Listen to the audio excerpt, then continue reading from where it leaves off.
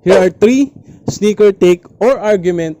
Kaya if tinamaan ka, umilag ka na lang. Number 1, hindi mo kailangan laruin yung sports para masuot yung sapatos. For example, yung Jordan 1 High. It's originally made for basketball. Yung Adidas Samba, it's meant for football.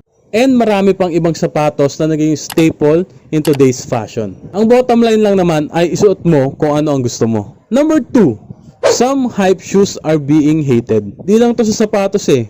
Kahit anong bagay na sumikat or nag-trending, di mawawala talaga yung bashers tsaka mga naysayers. For example, Panda Dunks, Jordan 1 High, Sambas, New Balance, On Cloud, pati na din Asics, na ang daming nakukuhang hate kasi sobrang hype. Number 3, shoes are meant to be worn, not displayed. So dito medyo 50-50 ako kasi personally, guilty ako na nilalaga or dinidisplay lang yung sapatos dati.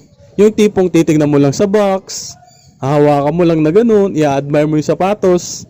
Medyo nagbago yung perspective ko sa mga sapatos. Sa mga material na bagay, nung napanood ko yung video ni Michael V, ito yun. Kaibigan ako, ang daming sneakers sa collection niya. Hindi niya sinusuotan, baka raw magasgas, baka maluma. Yung ilalim nilalagay niya pa ng masking tape pag gagamitin niya para daw para hindi madumihan. And then one day, he died.